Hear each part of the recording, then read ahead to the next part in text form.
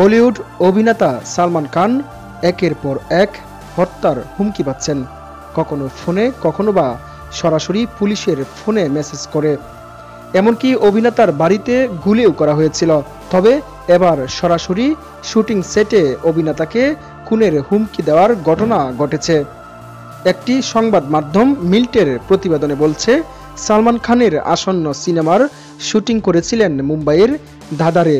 সেখানে এক ব্যক্তি সালমানের ভক্ত বলে শুটিং দেখার চেষ্টা করেছিলেন। তখন নিরাপত্তারক্ষীরা তাকে সরে যাওয়ার অনুরোধ করেন। ওই ব্যক্তি এতে ক্ষুব্ধ হন এবং নিরাপত্তারক্ষীদের সঙ্গে তর্কে জড়িয়ে পড়েন। তর্কের সময় ওই ব্যক্তি গ্যাংস্টার লরেন্স বিনচোয়ের নাম উল্লেখ করেন, যা পরিস্থিতিকে আরও উত্তেজিত করে তোলে। এক পর্যায়ে তিনি অভিনেতাকে খুনের হুমকি দেন সবার সামনেই। পরিস্থিতি নিয়ন্ত্রণে আনতে নিরাপত্তা দল সঙ্গে সঙ্গেই পুলিশের সাহায্য চান।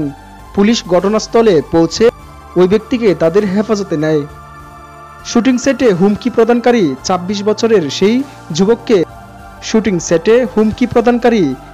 বছরের সেই যুবককে ব্যক্তি নিরাপত্তা রক্ষীদের হাতে আটক হওয়ায় সালমানের কাছে যেতে পারেননি। তবে দূর থেকেই অভিনেতাকে প্রাণনাশের হুমকি দেন তিনি। পুরো ঘটনা নিয়ে এখনো পর্যন্ত কোনো প্রতিক্রিয়া জানাননি সালমান। এদিকে অভিযুক্ত ব্যক্তিকে আটক করে পুলিশি হেফাজতে নেওয়া হয়েছে। পুলিশ জানিয়েছে, সালমান খানের শুটিং ভেন্যুতে ঢুকতে বাধা দেওয়া হলে রাগের মাথায় হুমকির মতো ভাষা ব্যবহার করেছিলেন ওই যুবক। উল্লেখ্য, সালমান খানকে খুনের হুমকি দিচ্ছি মূলত লরেন্স বিনচোয়ের দলের পক্ষ থেকে। তারা এটা স্বীকারও করেছে।